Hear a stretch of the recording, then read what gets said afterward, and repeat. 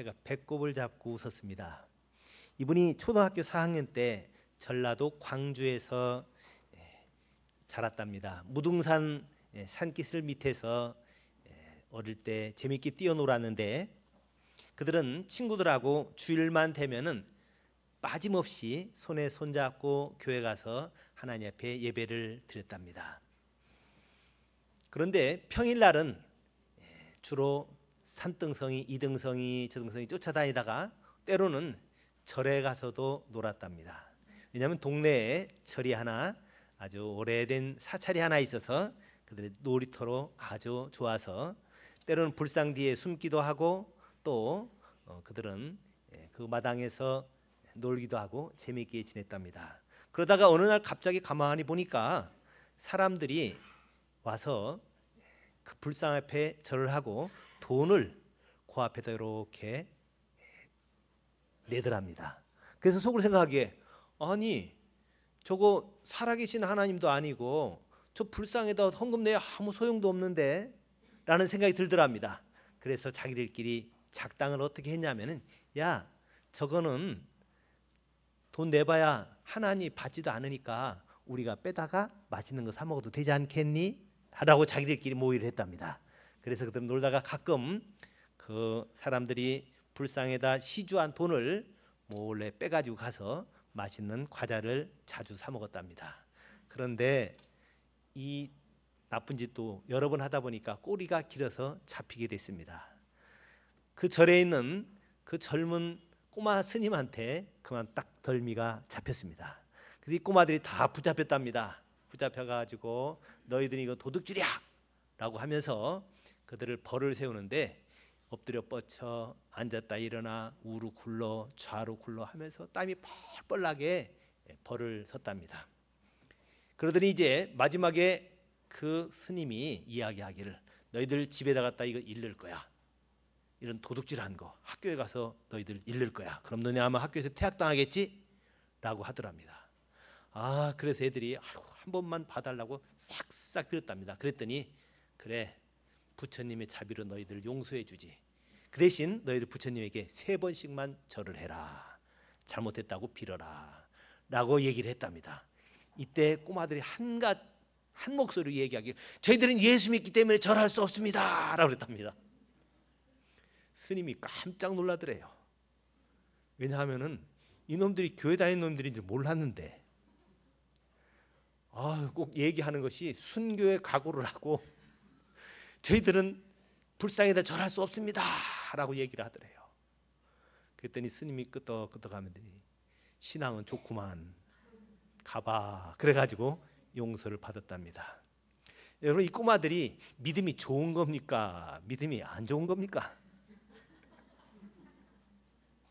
도둑질을 하면서도 불상에다 절할 수 없습니다. 우리들은 우상에게 절할 수 없습니다. 라고 외쳤던 그 꼬마들이 믿음이 좋은 건지 나쁜 건지. 물론 그 여러 명이 한 사람은 선교사가 되기도 하고 한 사람은 지금 교회 장로로 열심히 교회를 섬기기도 하고 다들 나름대로 신앙생활을 잘 하고는 있다고 합니다. 여러분 우리는 신앙생활할 때 이런 갈등을 많이 겪습니다. 하나님을 잘 섬겨서 나는 절대 우상에게 절도 안 하고 절대로 안식일을 기억해서 거룩히 지켜야 되기 때문에 난 주일날 꼬박꼬박 하나님 앞에 예배할 거야 라고 하면서 주일날 예배는 와서 잘 드리는데 옆에 사람 괴롭히기도 하고 또 어떤 것 훔치기도 하고 이게 신앙이 좋은 건지 나쁜 건지. 하나님을 향해서는 참 좋은 것 같은데 이웃을 내 몸과 같이 사랑하라는 계명은 또 엉터리로 지키니 이게 신앙이 좋은 건지 나쁜 건지 하나님도 어쩌면 조금 혼동을 하실 것 같아요. 여러분 어떻습니까? 요새 많은 교인들이 하나님 앞에 예배는 잘 드리고 나가서는 우리 성도들끼리 또 싸우기도 하고 어떤 성도는 새벽 기도 와가지고 열심히 하나님 앞에 기도하고 가면서 남이 좀 호박 따가져 가버리고 여러분 이게 어떻게 된 건지 잘 모르겠어요. 그래서 오늘 성경에 보면은 로마서에서 우리 신앙에 대해서 잘 이야기를 해주고 있습니다. 로마서 처음 시작한 1장에는 내가 복음을 부끄러워하지 아니하노니 이 복음은 모든 믿는 자에게 구원을 주시는 하나님의 능력이다. 하나님께서 우리를 구원해 준다라고 이야기를 하고 있습니다. 그러기 위해서는 하나님을 잘 믿으면 된다. 좀 부족한 게 있더라고 하더라도 믿으면은 하나님께서 그들을 구원해 주신다라고 얘기를 하고 있습니다. 그런데 그것으로만 끝나지 않고 뒤에 넘어가서 이제 로마서 끝부분에 가면은 로마서 12장부터 우리 몸을 하나님이 기뻐하시는 거룩한 산제사로 드리라라는 것 끝나자마자 바로 나오는 것이 원수를 축복하고 그들 위해서 기도해 줘라. 권세자들에게 우리가 또 어떻게 대해야 될 건지, 우리가 사회생활을 어떻게 해야 될 건지, 우리가 다른 사람들과의 관계는 어떻게 해야 될 것에 대해서 잘 이야기를 합니다.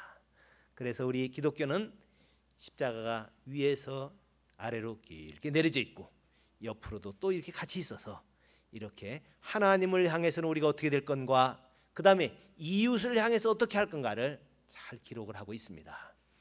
오늘 본문 말씀해 보면은 이제 로마서 16번째 마지막 장을 마치면서 이웃에 대해서 어떻게 할 건지를 잘 이야기를 하고 있는데, 이 로마서 16장을 보면은 사람들 이름이 여러 개 외국어로 쭉 나옵니다. 바울 사도가 로마에 있는 성도들을 향해서 인사한 사람이 26명입니다. 그 26명 중에서 24명을 구체적으로 이름을 다 거론을 합니다.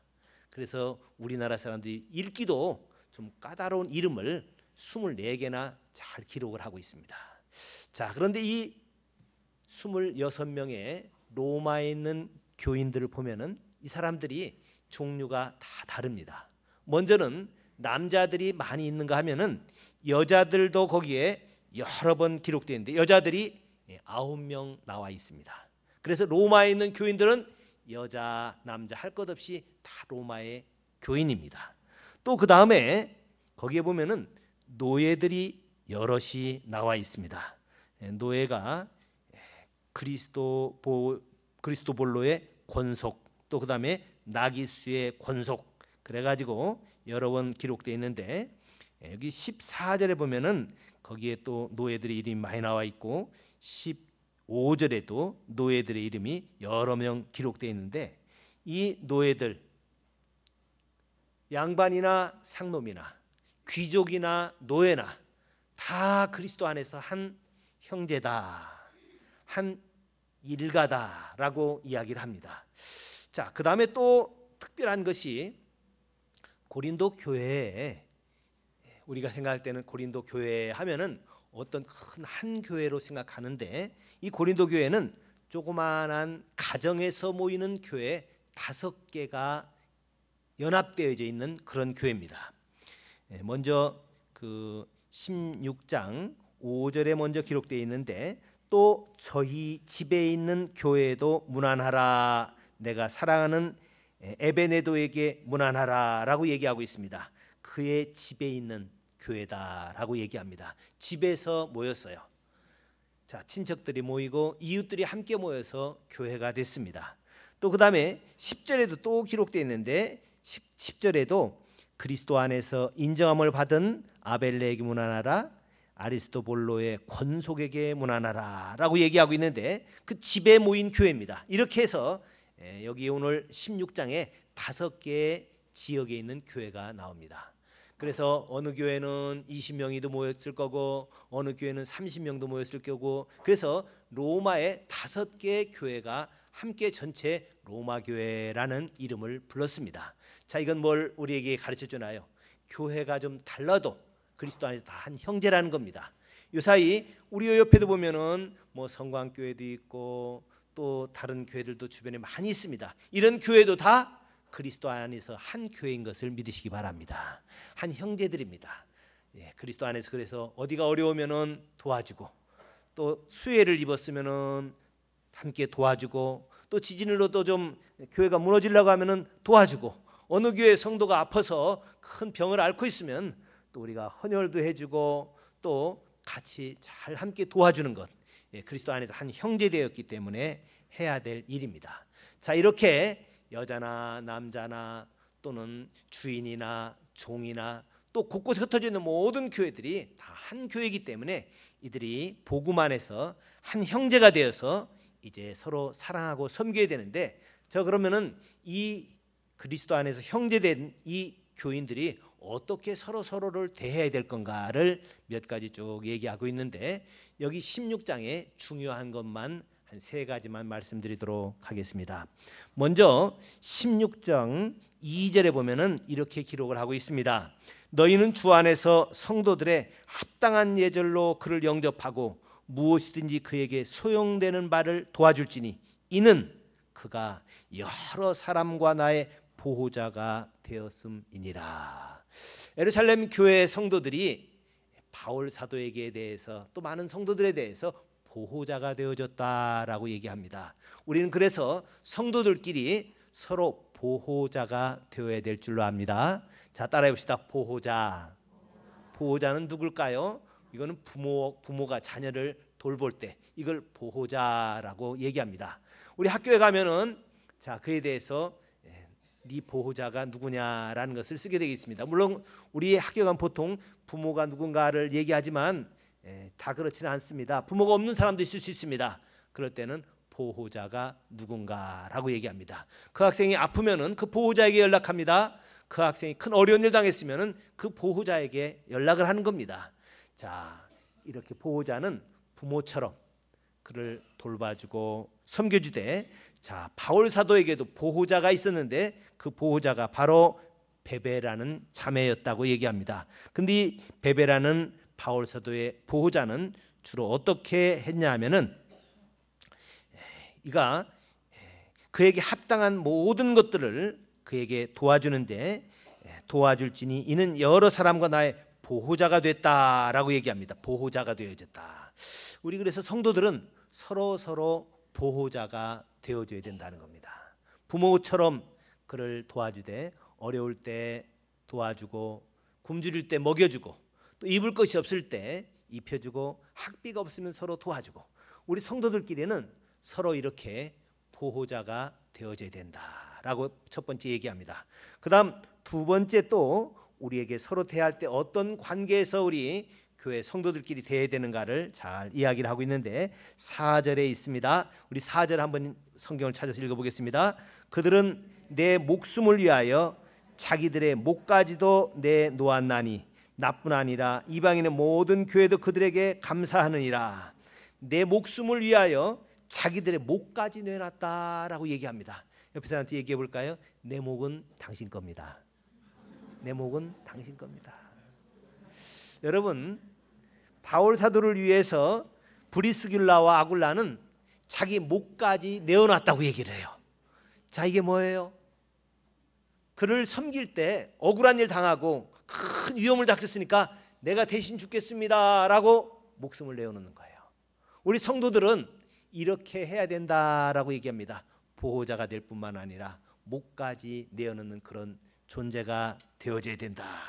이것이 바울 사도가 2번째로 가르친 큰 내용입니다.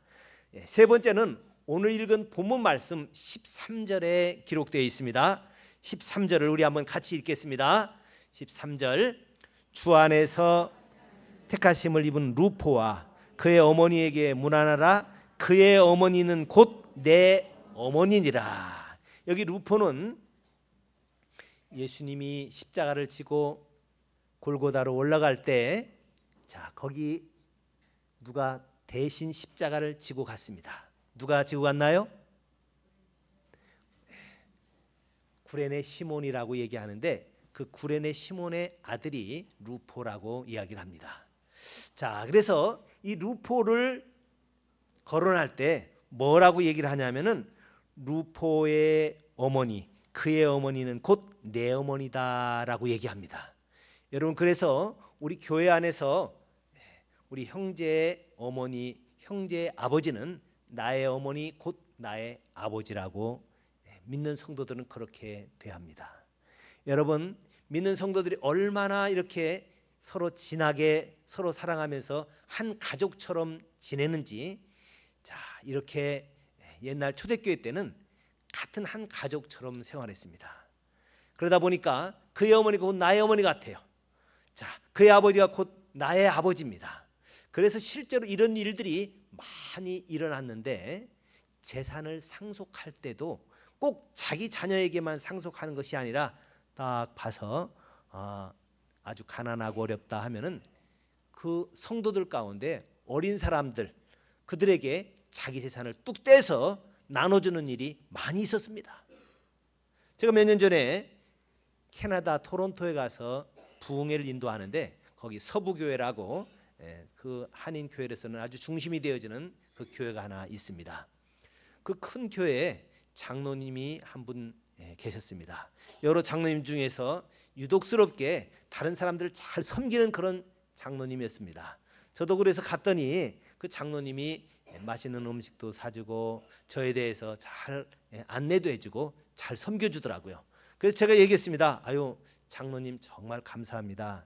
장로님 이렇게 바쁘실 텐데 사업도 하신다고 그러는데 바쁘실 텐데 이렇게 시간을 내서 저를 이렇게 맛있는 것도 사주고 이렇게 저를 돌봐줍니까? 그랬더니 그 장로님이 조용하게 뭐라고 얘기하냐면 목사님 이거는 아무것도 아닙니다. 저는 이것보다 100배를 더 해야 될 사람입니다. 그래서 제가 깜짝 놀랐어요.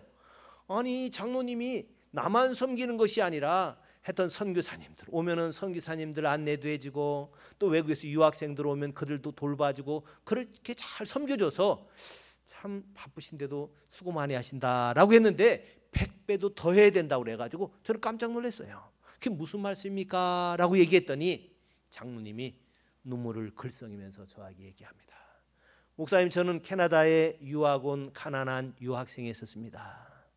그래서 학교에서 낮에는 공부하고 밤에는 사무실에 가서 청소를 하고 열심히 공부를 했었습니다. 그랬는데 제가 그때는 한국인들이 모이는 교회가 없어서 캐나다 사람들이 모이는 교회에서 늘 가서 예배를 드렸었습니다. 그런데 늘 저를 유심히 저를 보는 교인이 하나 있었습니다. 그 교인이 하루는 불러가지고 이 얘기할 게 있다라고 얘기하면서 언제 한국에서 왔느냐, 한국의 부모님들은 뭐 하시냐 물어보더래요. 예, 한국의 부모님들은 저 시골에서 열심히 농사를 짓습니다. 저는 더 열심히 공부해서 이제 더 많은 사람들을 도와야겠다라는 그런 생각을 가지고 돈도 없지만 용기를 내서 캐나다에 유학을 와서 지금 공부를 하고 있습니다. 그래 공부는 지금 잘 되나? 예, 나름대로 열심히 합니다. 그러나 밤에 하루 4시간, 5시간씩 열심히 육체노동 청소를 하고 또 그 다음에 아침에 가서 학교 공부하려니 어떻게 돼요? 자꾸 졸리기도 하고 힘이 들어서 공부가 자꾸 늦어지고 있다고 얘기를 했습니다. 그 장로님이 그때 미국 사람이 그러면은 너는 이제 앞으로 그렇게 고생하지 말고 열심히 좀 공부를 해서 다른 사람을 열심히 돕는 사람이 되거라 라고 얘기를 하더래요. 그래서 무슨 얘기인가 라고 얘기했더니 그 장로님이 유학생이었을 때 그가 뭐 특별히 공부를 뭐 많이 해가지고 훌륭한 사람도 안 됐었을 때 자 그때 그 캐나다 교인이 그에게 자기 회사를 물려줬답니다. 회사를 물려줬는데 저는 그는 생각하기에 아들이 없어서 물려줬는가 보다라고 생각했는데 아들이 있더랍니다. 아들은 학교 선생님이고 사업체가 꽤 큰 사업체인데 그 사업체를 전혀 피 하나 섞이지 않은 사람, 전혀 외국인 유학생에게 그에게 물려주더라는 겁니다. 그래서 그가 이 회사를 물려받아가지고 열심히 사업을 해서 지금 많은 사람들 섬기고 있다고.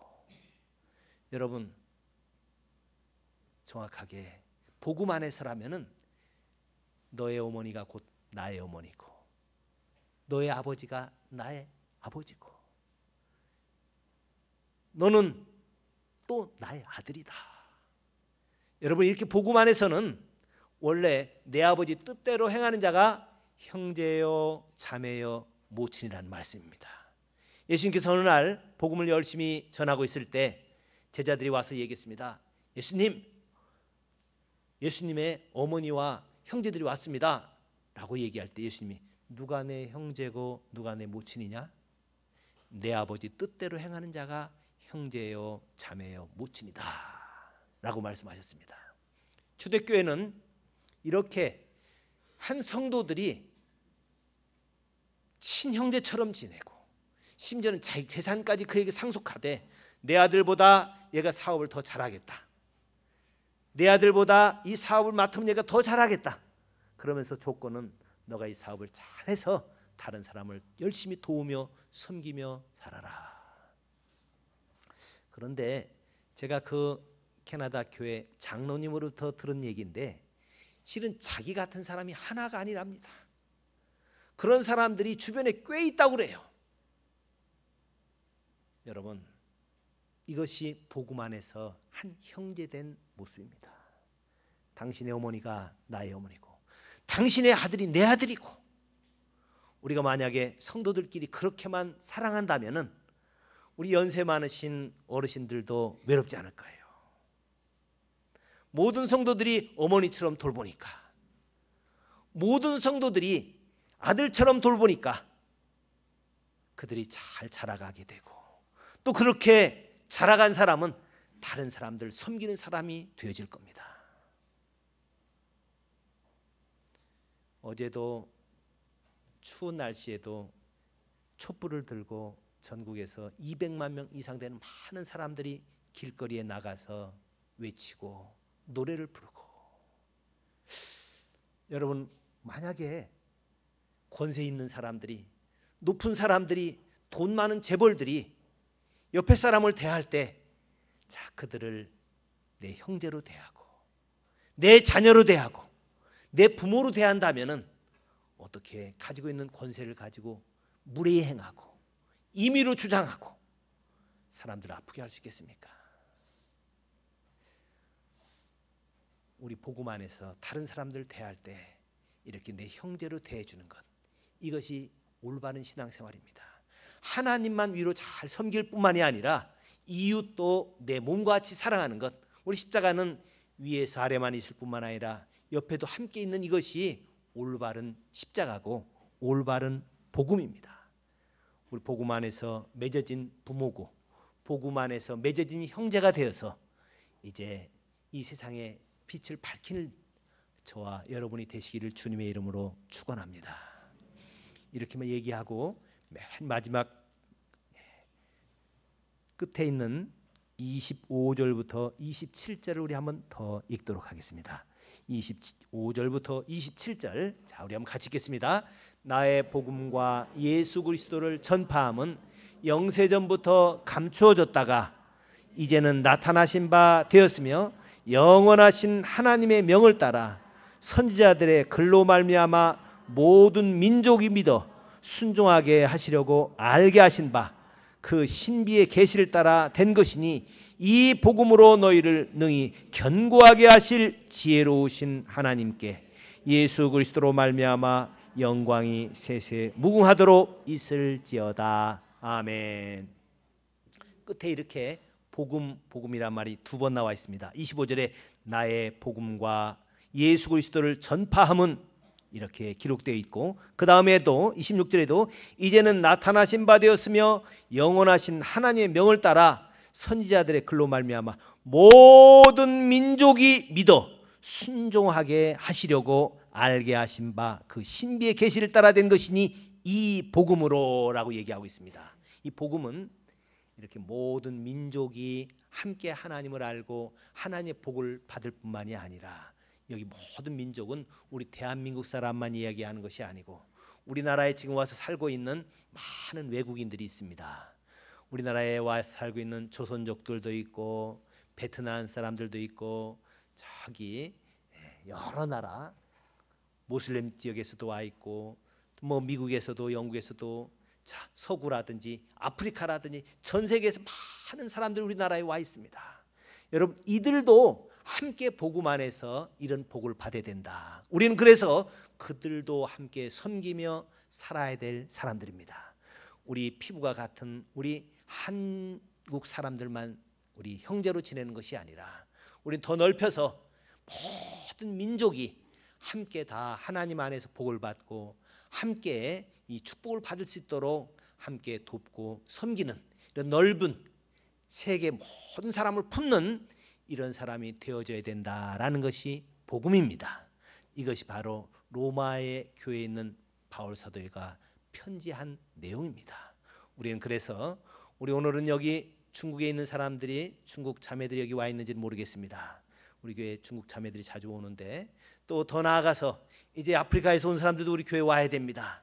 또 그들도 와서 그리스도 안에서 한 형제 되어서 또 때로는 그들도 돕고 그들도 섬기고, 오히려 그들을 향해서도 우리가 보호자가 되어줘야 되고, 그들을 향해서도 우리 목숨까지 내어줘야 되고, 또 그들의 어머니가 나의 어머니가 되고 그들의 아들이 나의 아들이 되어주는 것, 이런 그리스도 안에서 넓은 마음을 갖고 살아갈 수 있는 저와 여러분이 되시기를 주님의 이름으로 축원합니다. 아멘. 기도하겠습니다.